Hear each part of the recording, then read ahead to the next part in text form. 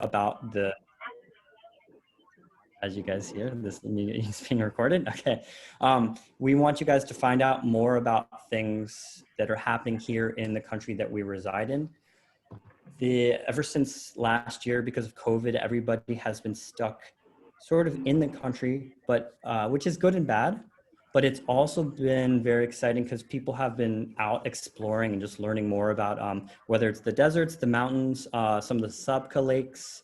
There's a pink lake everybody was going to. But one of the things we want to talk about is how do we do this in a sort of sustainable manner, one that won't kind of encroach on culture and isn't just experiences for the sake of taking selfies and things. So again, I'm Chris with ECC Adventures. This is our first year as an adventure company, and I would like to introduce Linda from ADCRC, the Arabian Desert Camel Riding Center, which is something I always seem to mess up. And before we start, just a little bit of an introduction with Linda. Linda is 29, she's from Germany. Linda, you're still there, right? Yeah, I'm here. Okay, excellent. She's 29, she's from Germany. She's been living in the UAE for about the past 6 years. And ever since she's gotten here, she's, I guess, started her journey like exploring out in the deserts with her Jeep. And she wanted to figure out a way to make these outdoor experiences more accessible to herself, and what perfect way than sort of the local tradition of camel riding. She wanted to get involved in doing a little bit of traveling. And then after that, she started getting to know the locals a little bit more. And at one point, she actually, in 2018, she had a 700-kilometer camelback ride under the Sheikh Hamdan Heritage Center, which was about 14 days from Liwa all the way to Dubai. And ever since then, she has been impassioned as to how do I get this to the expat community? How do I get it to Emiratis who don't have access to this? So since then, she's teamed up with her local partner, and they've started ADCRC, which is a training center, which is open for trying to train people how to race competitively, but also getting used to these animals, because there's a lot of misconceptions about camels. We hear that they're mean, that they spit, that they, we hear all sorts of things, like they're carrying water in their humps. So Linda. Oh, wait, we cannot. Oh, no internet, nothing.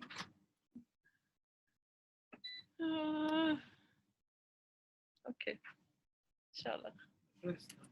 I know.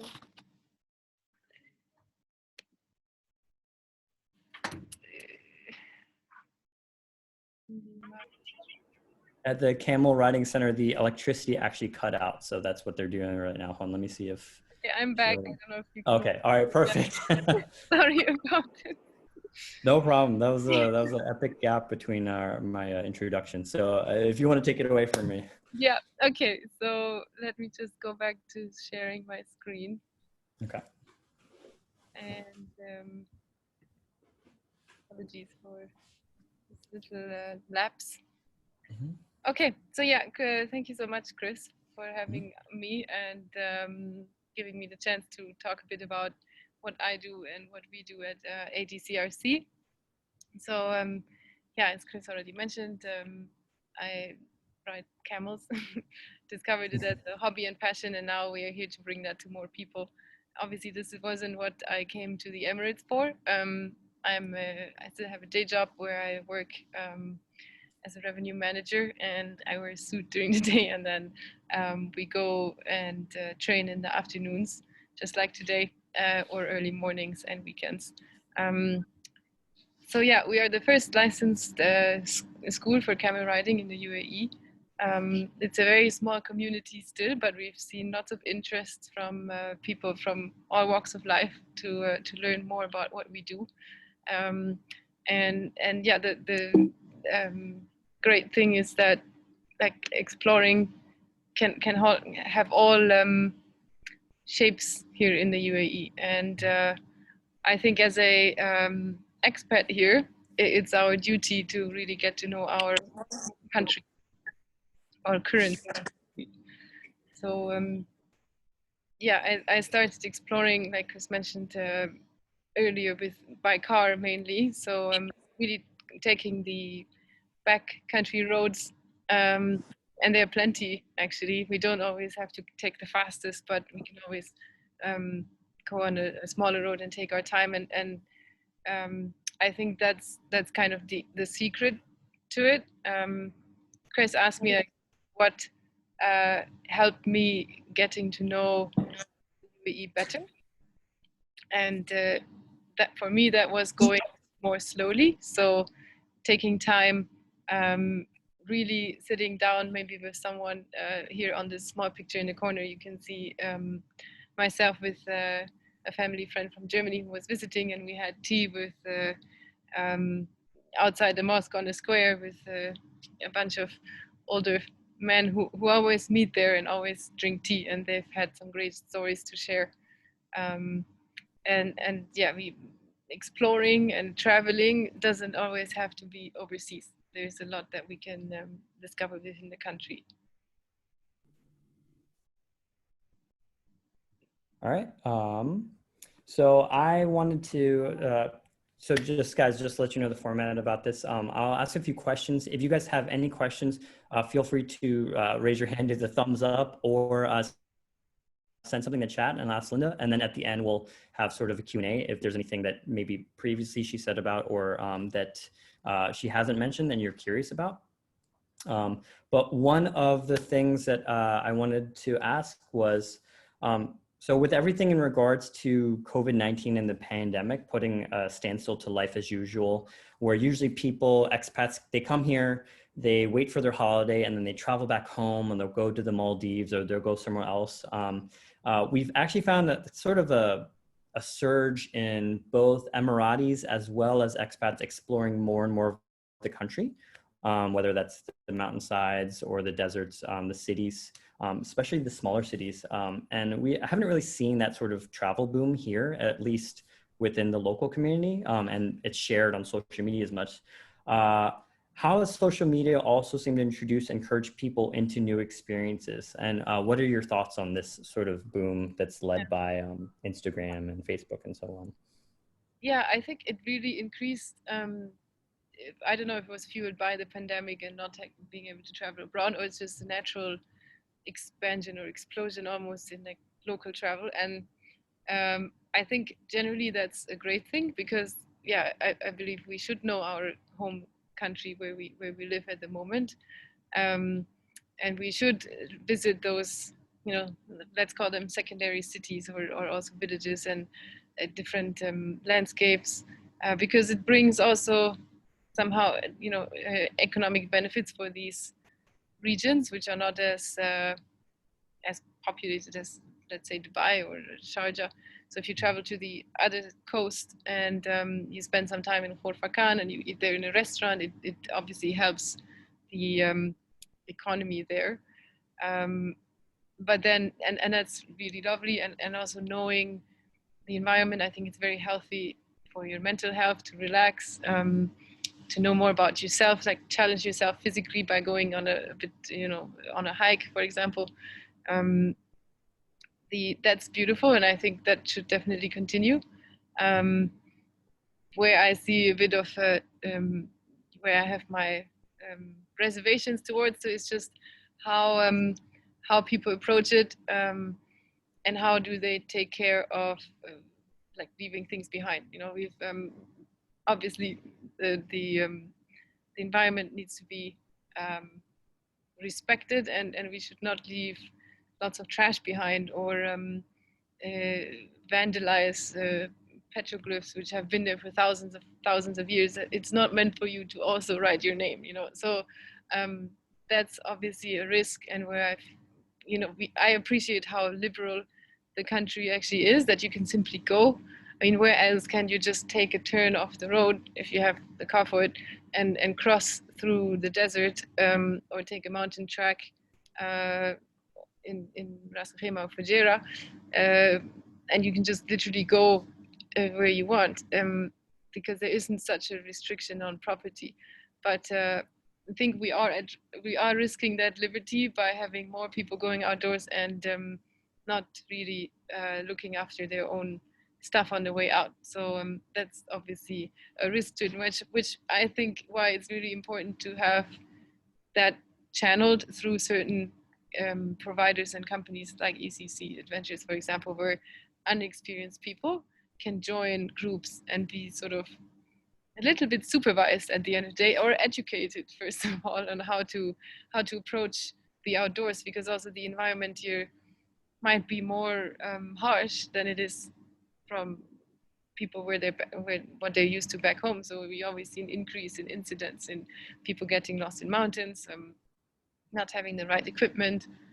So that's obviously something we should try to avoid, and that's why the education component I think is very important, and that it needs to be approached in in a respectful way, not just to the environment but also to local communities, which might not have seen that much international or diverse, pass follow through traffic until last year, and suddenly it's more busy for them also. That's super interesting because it's going to lead to my next question. But right before I get into that one, Linda makes a good point. What we've noticed since we operate hikes out in the Fujairah area, and a lot of these trails last season, they were sort of sparsely populated or a little less known. And what we've seen a boom. We've seen a boom of people going out and wanting to explore, and there's this sort of loop where they see the photos and they get the locations and they want to go, and then doing so kind of propels people over to these places. But unfortunately, like she said, some of these places are very liberal, they're very open, but which means that there's no policing. And unfortunately, when there's no policing, if people can't police themselves, it tends towards things like littering. Tends to be huge footprints that people go into these locations, and they don't know which way to go, and they're kind of changing the terrain by putting rocks. I saw a group putting rocks in the water so that people could then use as a stepping stone they can get over. But there's delicate species in there. There's like the Omani gar, there's some toad species, other sorts of plant and wildlife in these areas. Yeah. So it's important that we figure out how to do this responsibly. And it doesn't mean that you have to go out with us per se, but it does mean that you should figure out how can I do this sustainably with that? And how can I also do this and be culturally sensitive? Yeah. And yeah, just on obviously nature and the environment is a nice place to explore, but I think even within the boundaries of a city, there's still so many pockets that I haven't seen of Dubai or Sharjah or Ajman on this side of the Emirates, or in towards Abu Dhabi or Al Ain, or the northern Emirates as well. So even within cities, there are still so many layers that can be explored too. So we don't always have to go to a remote place to find something unique or new. It's also within our cities where we can meet lots of different cultures and details. Okay, so into the question I said I was leading into. So what I feel, some people believe that there's a bit of a cultural buffer between sort of Emiratis as well as expats. It helps keep cultural sensitivity to and their traditional way of life. But sometimes it's hard to be able to interact directly with locals and find out about their culture or some of their perspectives. And how would you recommend that, is there a way to kind of break these barriers? I know that recently you had been taking some Arabic lessons and you're somewhat fluent, which probably helps a lot, getting, because no other place in the world I mean, there are places, but where there's the mother tongue is not super necessary for you to live. English is like, they're like, okay, English is fine. So what do you think about that? Yeah, I'm glad you brought up language, because I think that's probably the number one bridge between cultures.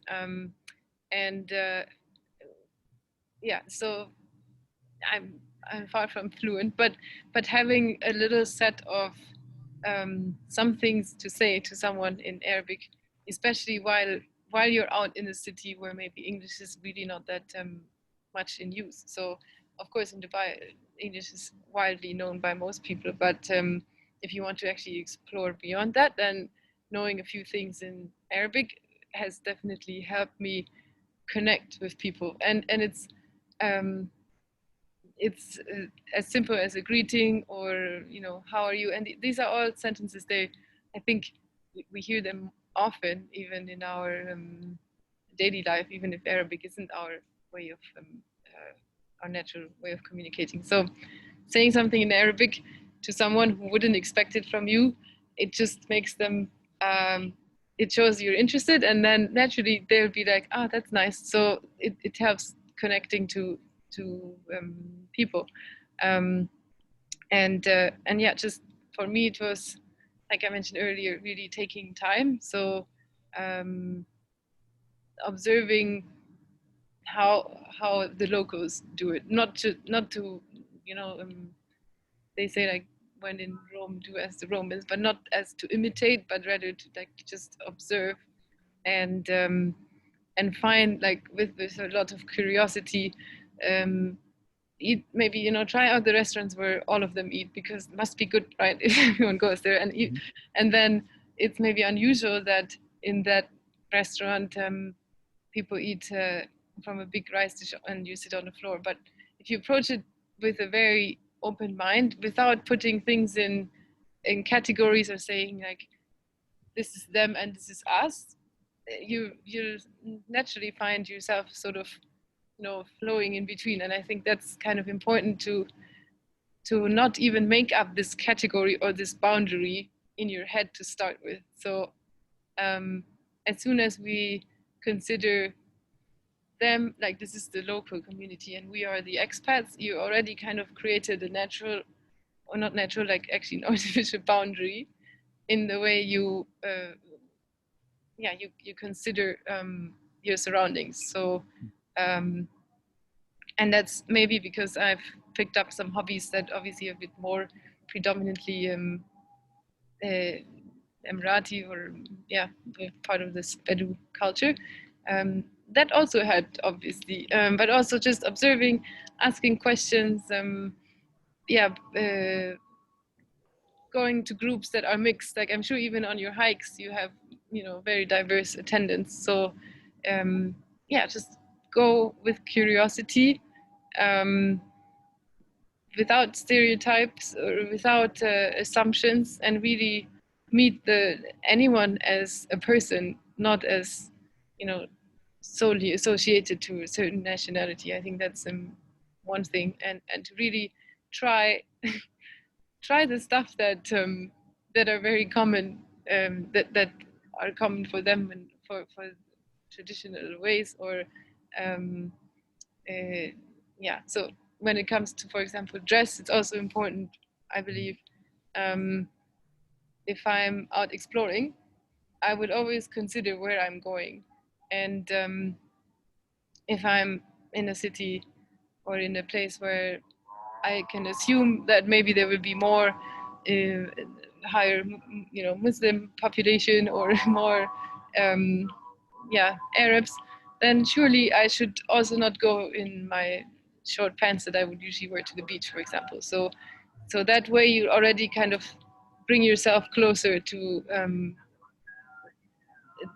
the customs, and then naturally you'll feel more comfortable to also engage and exchange. But not out of imitation, but rather just sort of assimilation and showing interest and curiosity. I don't know if that makes sense. Well, yeah. So being culturally respectful is sort of one way to kind of not sort of put any more of those barriers. And like you said, on our trips, we get all sorts of people. We get a diverse sort of group. And what you tend to find in those groups is people tend to migrate towards individuals that speak their language or kind of understand their culture. So I don't know, what have you found to be the best way to kind of circumvent that? Or do you think just learning the language is probably the best way to get more comfortable and Yeah, accustomed? I mean, again, yeah, there was a time I didn't know any Arabic, but I'd be Mhm. like asking which words that come more often. I'd ask what they mean, or um, yeah, just yeah, literally use some greetings, and that really helps. And just I read a lot too, to be honest. I read about the history. I went to the museums, and then I would ask stuff that I read. I would ask that to someone from here, and Mhm. then be like, yeah, so this is what I read in this board in the museum, and then you kind of create a conversation about history, and then the stuff that people share is really amazing. And then they're like, oh, okay, yeah, this is exactly what my family uh, witnessed, basically, because all of them have, since the country is so young, you have a lot of um, testimonials of people from the time that's the country was basically built and formed. So I think you should really take advantage of hearing those stories. Um, and then it will just, I think it's a natural development then. Mhm. Cool, cool. I don't want to, there might be some things interesting on the slides. One of them I was going to ask, maybe you have some pictures for those is, how did you get into camel riding? Maybe you could talk about the experience of, Yeah. yeah. Yeah, let me just flip over. Oh, there we go. Yeah, so the whole camel riding, I think I'm a horse rider. Like back in Germany, I would ride horses a lot and in the forest, and just to, yeah, as a hobby, not competitively. It's pure leisure. Um, and being here in the UAE and obviously in a desert region, the most accustomed animal is the camel to live here and fulfill certain tasks and purposes. So again, comes maybe with me reading a bit about the past, that I had, yeah, I don't know, some sort of romantic image about the camel, and traveling by car with my Jeep in the desert. I always felt like you don't actually connect that much to the majesticness of the majesty of the desert, and you don't really feel how tough and unforgiving it really is. Because if the car, you'll, as long as you have petrol and the car is working, you'll go up almost any dune and you can cross a huge distance, and you don't realize how difficult it actually is. So and you'll be yourself in that cabin. You're not actually in the desert. At least that's how I felt, that there was somehow uh, sort of a barrier between actually really living the desert and experiencing it and being there with the car. So I thought, well, which other way you could go and really get, explore the desert. So at one point I was planning desert crossings like on foot walking. So I picked, two things that I felt they were interesting, and then I thought maybe I can walk here. Mhm. But then that was just logistically a bit daunting, because you, as a human, you'd need so much water, and how would you, do all that and carry your tent or all that stuff? So I didn't really pursue that further until I found out about the Camel Trek, which is the annual event hosted by the Sheikh Hamdan bin Mohammed Heritage Center. I actually read about it in the newspaper, and that time the trek was already about to depart, so I knew I can't join this time, but I would set myself an alarm every month to check if the registration for the following year was open. And so yeah, eventually I checked again and it was open, and I signed myself up for the training. Um, And then after the first few sessions, I knew this is something I really want to do, and that turned into regular trainings on a multiple days in a week, leading up to then the event that you mentioned in the introduction, which is the 14 days traveling by camel from the empty quarter back to Dubai. And that was obviously also huge, not just the experience from the animal and the riding standpoint, but also the cultural component to it. And that then after completing that, it was kind of hard to just say like, all right, I finished this, like a sort of a graduation. You completed this, you should tick it off your list and move on with living a normal life again. But that since I enjoyed it so much, I wanted to continue working with the animals, and see what else we can do. And it took time from 2019 up until now early this year to find the setup that would help support this idea together with the local partner, with the Obeid Al-Farasi. So that's kind of the story that connects the beginning of my camel riding with having the camel riding school today. Mm-hmm.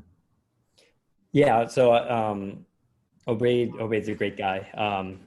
One of his things he always tells me is like, once you ride a camel once, you'll come back. And it is a sort of it's an addictive experience. I've ridden horses before and they're not very comfortable, whereas I feel camels are much more leisurely. So that's something I have to give it to him. But one other thing I was also going to ask. So culturally, how is camel riding? How is it different from like westernized recreational sports, such as horseback riding or any other thing? Very different. So, and that's actually a question that we get asked a lot. What's the difference between horse riding and camel riding? So it's still a mounted sport, but they're so within the camel riding space, there hasn't been much innovation, I would say. So it's something that has a very strong traditional part of it. So the way we ride today is the way, in some like close form, is the same way the camels were ridden years ago. There's no such a competitive change yet. At least, of course, there's competitive racing, which is a different bracket. But if you compare the leisurely riding is what we do in the desert, it hasn't really changed as much over the years. It's just it's not all about convenience, but also has very much a cultural component. So if you tell someone, but stirrups would be a good idea, they'll be like, no, not maybe because it doesn't help, but because it's just meant to be like the way it is without stirrups. So, and I think that's something I actually like. It kind of creates, it has some like sense of heaviness to it, but like in a nice way, so that we don't always just change and new ideas and bring everything should be lighter or the material. No, we would want to stick to kind of traditional way, so that makes it nice. It has sort of a like grounding effect, I guess. Also, like I said, it's not as competitive, so the space is not as crowded. We don't yet have so many riders.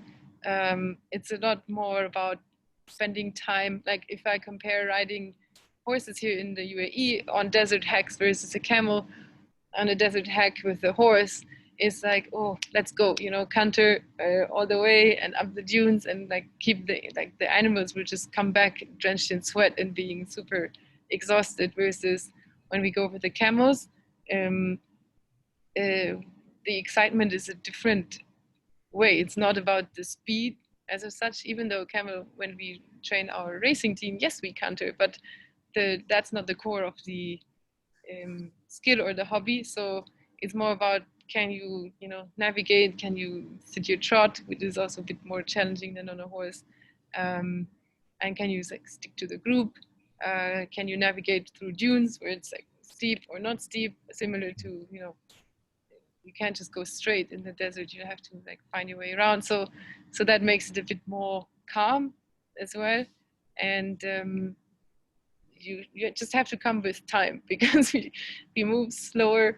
It's a lot more about actually sitting down, having conversations. After all our rides, we usually sit in the majlis, or now that it's hot inside, before we sit outside, we have some tea, some coffee, and yeah, that really brings also that more of the cultural part into the game, rather than just ride, be fast, like who was the fastest, which horse is the fastest, or so we don't really kind of measure on these terms.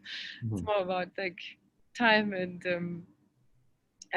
getting along with the animals. So it's a bit more wholesome, I would say.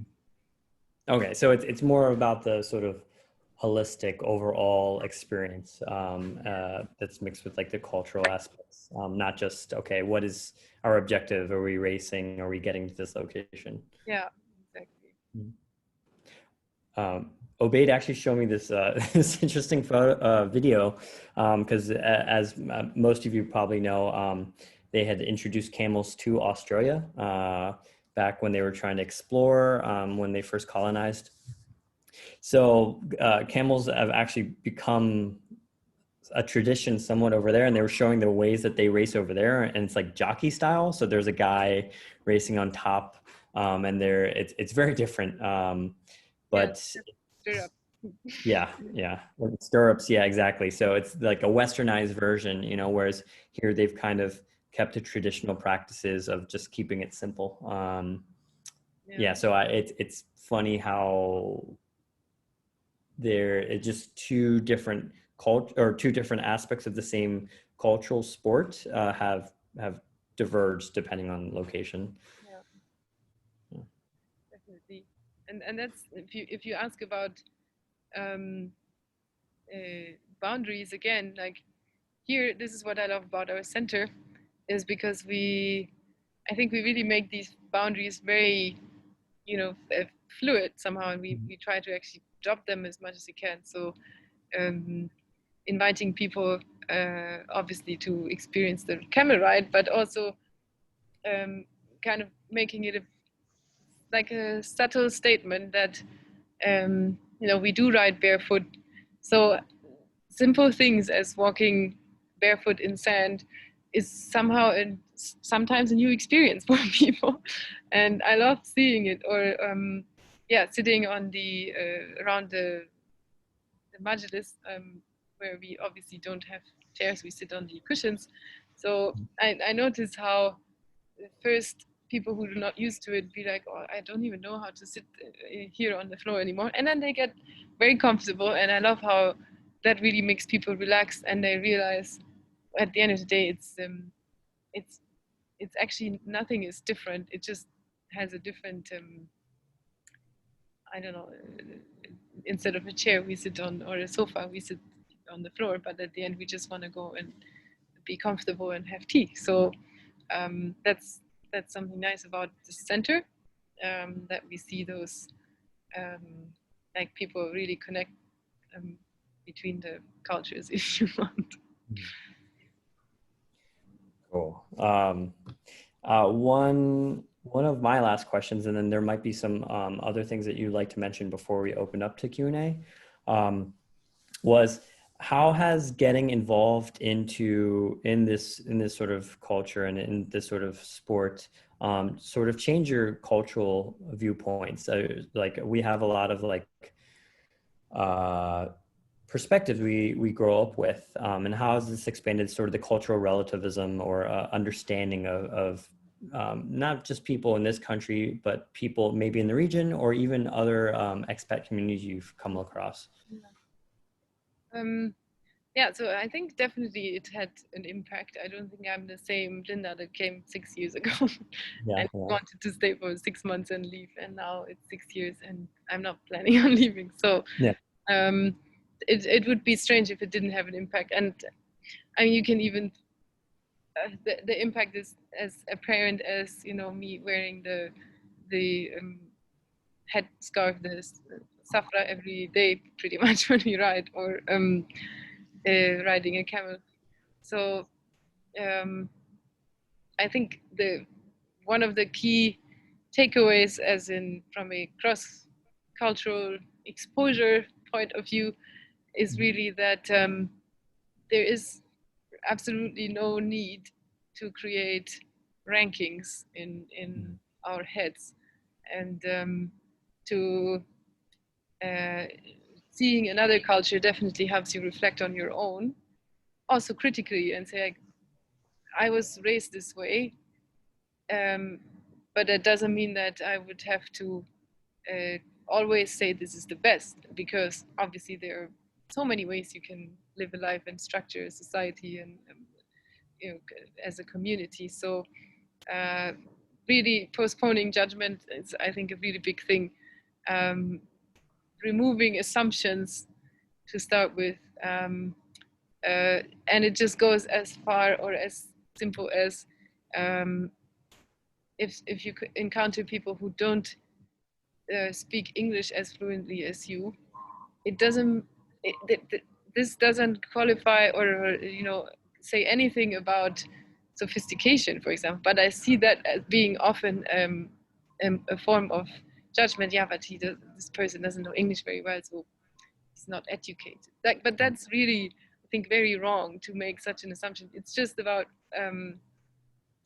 it's a language, but it doesn't, you know, maybe in their mother tongue, they're really amazing and smart, and like, you know, have so much to share. So it's more our responsibility to bridge, again, it comes back to language, to bridge between those languages, and, you know, maybe find a way to communicate between languages, and really listen to them and take time. So and again, them and us is, I think, can be very toxic. We should really think as a whole, have a more wholesome approach, and that's where I always look at myself and try to remind myself, okay, where do I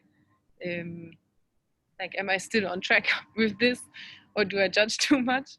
Also doing things like, if I wear some of the more Emirati traditional things, um, I want to be aware of cultural appropriation, and not doing it to imitate them, or, you know, the Emiratis. No, it's just about considering it more as a dress rather than more than what it a dress. So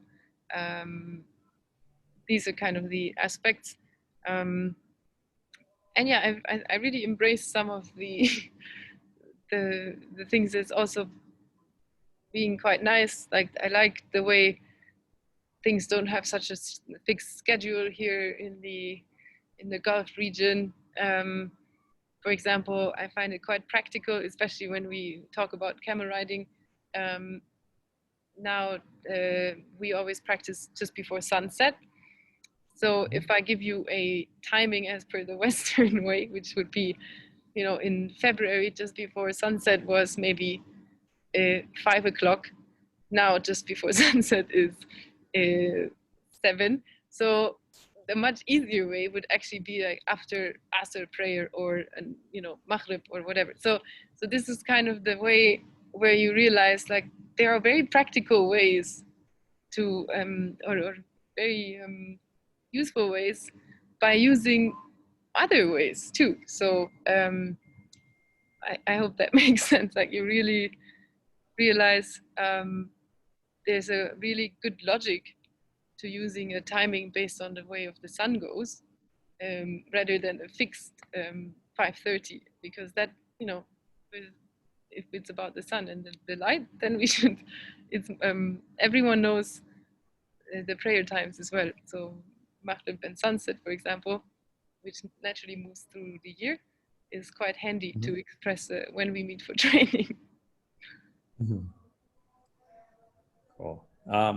Before we do open up for if there is any Q&A, was there anything else that you wanted to kind of share? Yeah, I think, no, we talked about a few things about exploring and culture and the camels. So yeah, I really invite people to engage more in activities and to really be present when they come and do activities. So that may be a hike, really, you know, meet the people who participate. If it's a ride with us, likewise, like it's really good to stay curious, have conversations, ask questions. I think that that's really important um, to to open up new experiences, and that's all about you know, often we seek these things when we travel, like, okay, I want to learn about a new culture, or I want to see a new place. But now, again, with this pandemic, it might have really triggered some people to travel more locally and find more depth into the UAE and their the options they have here, and the yeah, the depth of the culture, not just the local Emirati one, but even of other places. Like, you know, we have very big community from the sub from India, and they also, you know, represent a big culture. So we can also get to know different cultures within the UAE, which is quite unique and very beautiful. And that depth is important, I think. Uh-oh. Yeah, Everything okay? yeah, I'm on my hotspot, so I think we can continue talking. Okay. All right, cool. This got ominous. Yes. With that as a cue, does anyone have any questions they'd like to ask Linda? You can send in the chat, or you can unmute. It's totally up to you. Or sorry, I didn't know if you had a yeah, Yeah, perfect. I'm here. So does anyone have any questions about her maybe starting this sort of new operation, her being involved in the local culture, or also her getting involved in this sort of pastime we'd never really thought of? Any questions at all? Don't be shy, because I totally will ask a bunch of questions if there's no one out. All at once. Okay, all right. So let me ask some questions. Is that people seem to be a little on the quiet side.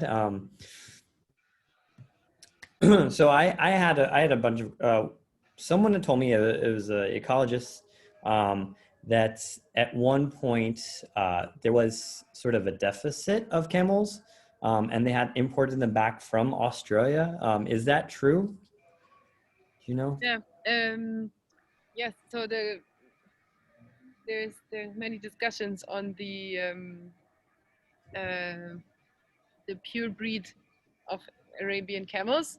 Um, so there's the more the Omani and Saudi camel, and then you have some African breeds. But yeah, there was apparently at one point also a shortage that they took back Australian camels.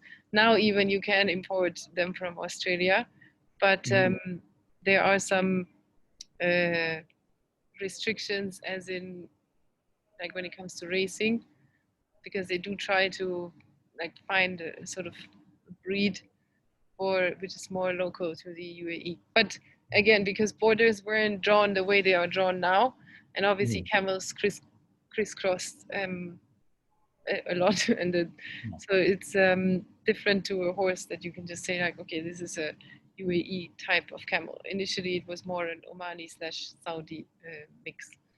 Mhm. Cool. Another thing that I found interesting was sort of the change in, there's the difference in riding styles geographically, and then there's also the transition from having small people ride them, which were sometimes children, and then them shifting towards having robots on the camel racing. So what has been sort of the cultural aspects that have shifted and what's kind of stayed the same in the region, do you think? Yeah. So yeah, you already mentioned a few. So the camel racing as of such, or let's start with the riding in general, was obviously a mode, a necessity to travel, right?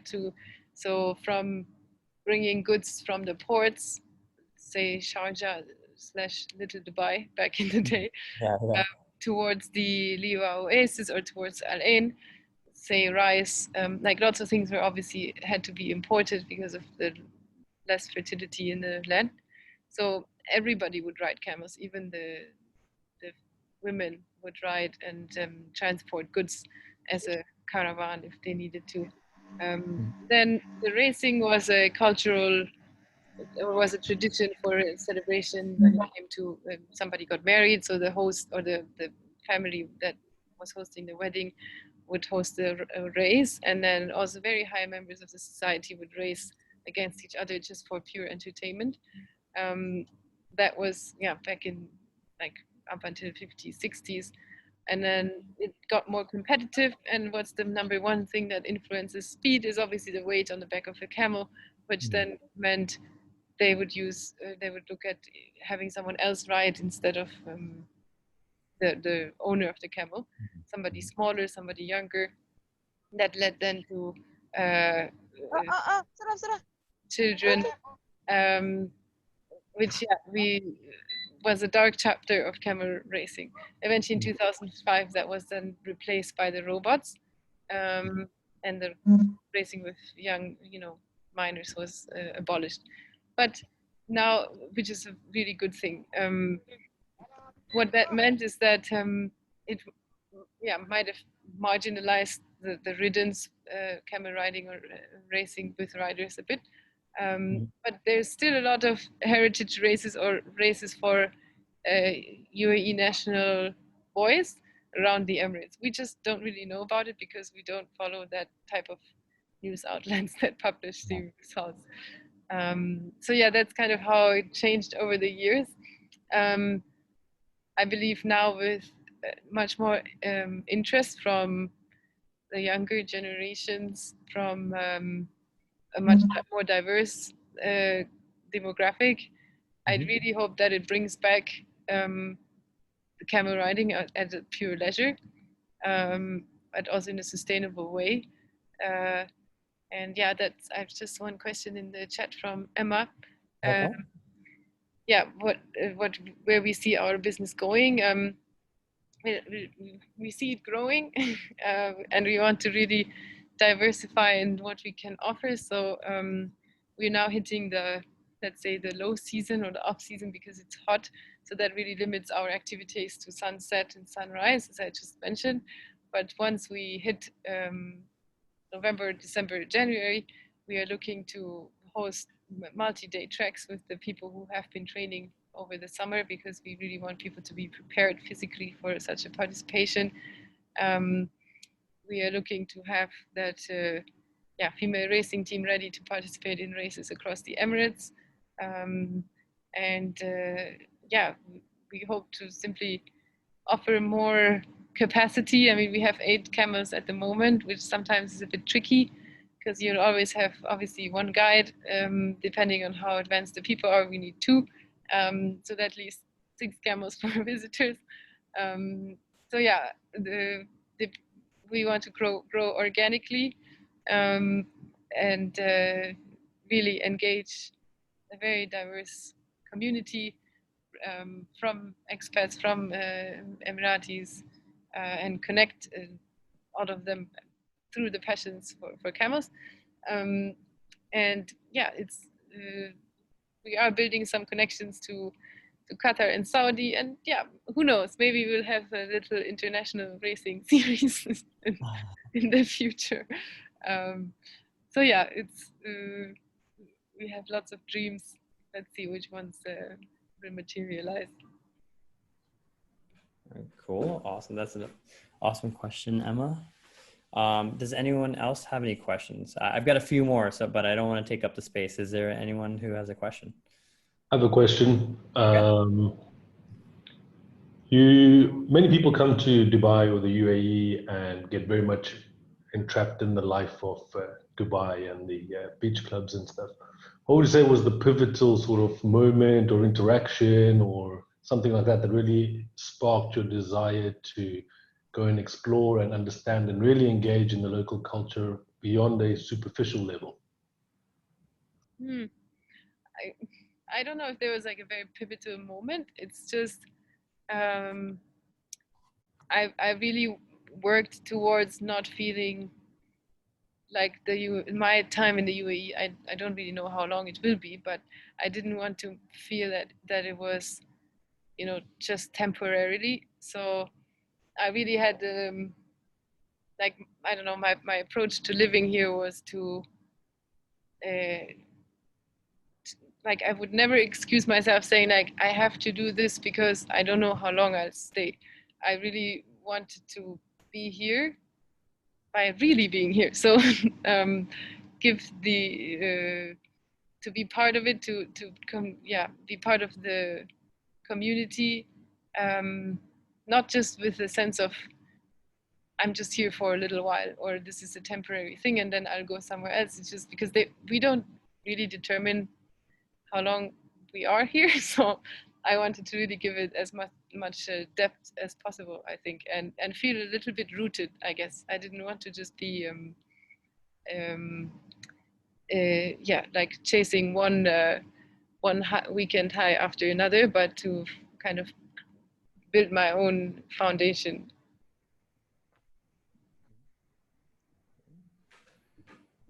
All right, awesome. Thanks.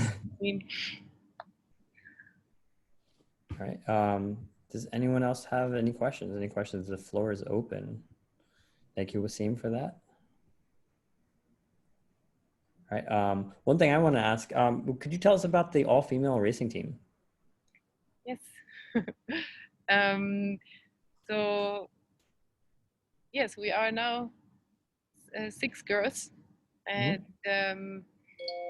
some already have participated in races before that were hosted earlier this year, and the others, we did one, like a mock race against Paris Norris, who's guy in Dubai, which was really fun.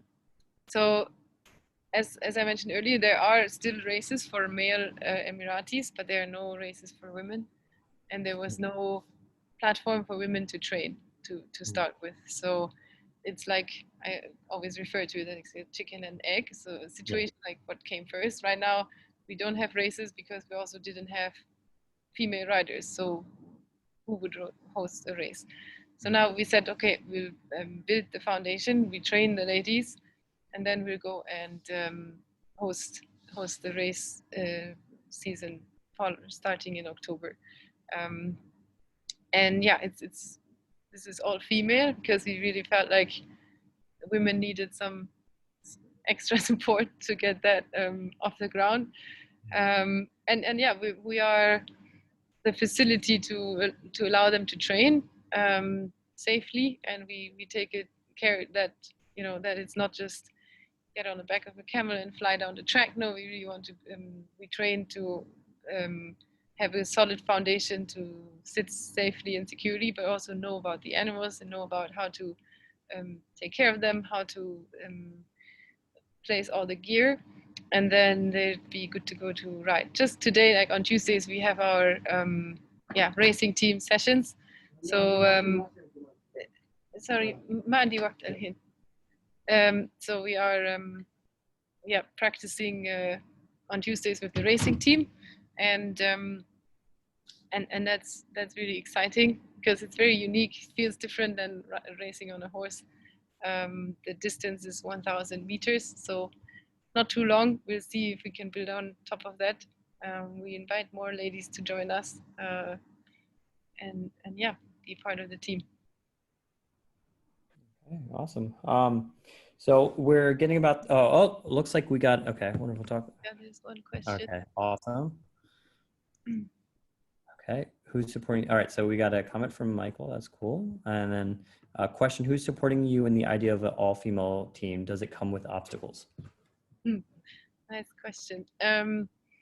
yeah, so the support comes in various forms. Like, yeah, it's the obstacle is probably the initial apprehension, because like, no, women, why are you riding on camels, and why ladies? But it has been met with great support from media. We've had quite some nice exposure that we didn't really plan for. It just it got picked up by various news outlets, including CNN Arabic. The main support obviously comes from Obeid Al-Falasi, who's the owner of the camel riding center. And yeah, generally the feedback from the community around here in Liseli has been quite positive. Of course, it was very unique in the beginning to see ladies on a track that has been, male dominated for the last, I don't know, many years. But the support comes in, appreciation, in positive interest, in sharing our story, and so that's from all different, places on the online but also offline community. Obstacles, it's, I think, reach. So we definitely have to reach more people to find more interested people. And then again, it's about balancing the capacities, obstacles. It's just a bit challenging to train it from a logistics standpoint. It needs a bit more help training for camel races than it does with the horse, because you need people to help you set up the camels at the start line, and you need people to also help you catch them at the end of the finish line. So all of that is a bit more logistics, and we need that also in our case just for a matter of safety. So so these are some obstacles. And yeah, I think it just has a bit more of an educational part of it. So we're doing a lot of education first before we can talk about races. And because we are building a skill that was like near to non-existent, we now even having people who are riding for 5 months. These are all our experienced riders, right? So we have to be realistic in our goals, but I think we've seen really some progress from our riders, and now we just have to, deal with the summer heat, which is another obstacle if you want to get through the season, still get training hours in, so we are ready in fall. Thanks, Robert, and thanks, Michael, for your comments.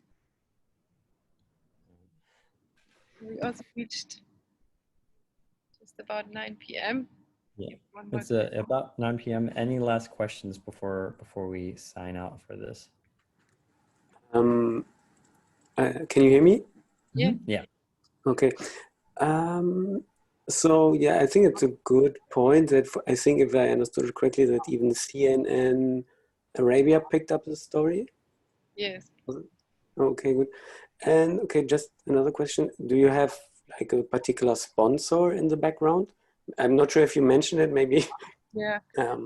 No, so right now we are operating on our, so we generate some income that goes back into the operation of the school, and we're not sponsored. So if you know anyone who wants to sponsor, we are open to have that conversation.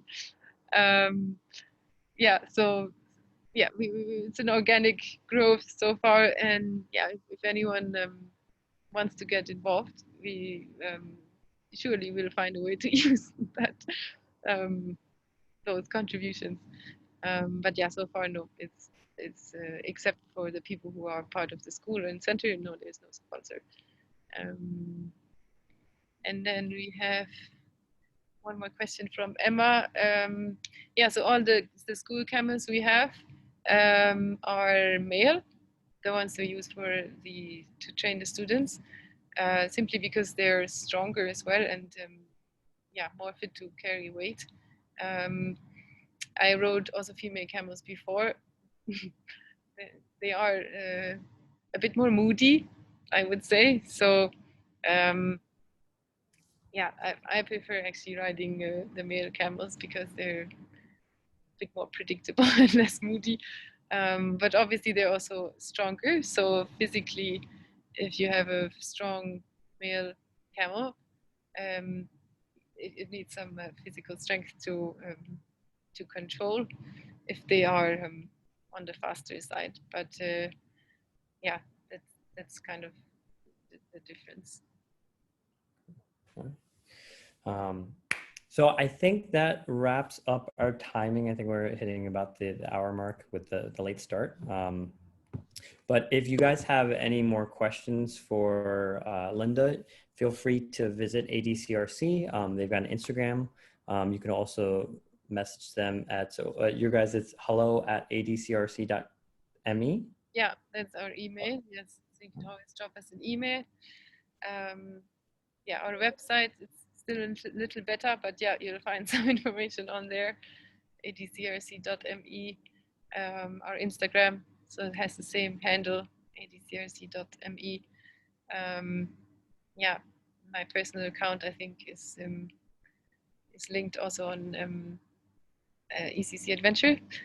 So yeah, get in touch, participate in hikes or camel rides. You're all welcome. Awesome, guys. Thank you for the wonderful comments. Thank you. Thanks for taking the time to participate and listen to us. Really appreciate it. Thanks, Chris, for bringing this to life and also our earlier collaborations. I'm really, really happy. Looking forward to your next guests as well.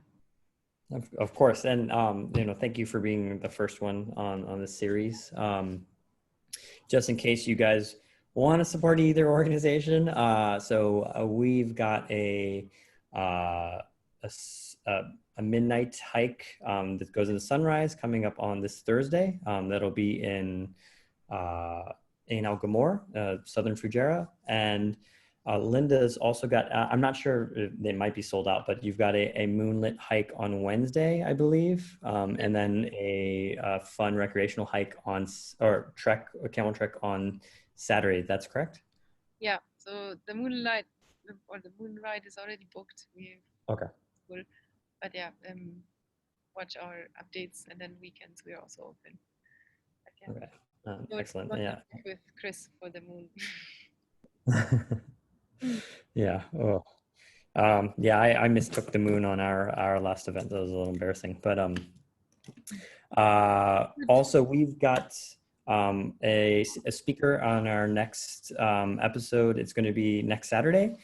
His name's Thurundu. He is an ecologist who's worked with Wadi Raya, the Wadi Raya Park. He's also worked with Malayha Archaeological Center, and also the National Aquarium that's opening up in Abu Dhabi. So he's going to talk a little bit about sort of the ecology and education and trying to get that to not just the local people, which has a lot of people coming through the Malayha Archaeological Center, but also for the expat community who come in and they're very transient, and we want to get people rooted into sort of the culture and background and natural history around here. So. Very good. I'll be there. Cool. Okay, let's wrap it up. Thank you, everyone. Enjoy the rest of your evening. And awesome. And guys, yeah, thank you so much for joining us. And thanks again, Linda. Thank you. Thank you, everyone. Take care. Thank you, Linda. Bye. Bye-bye. See you guys.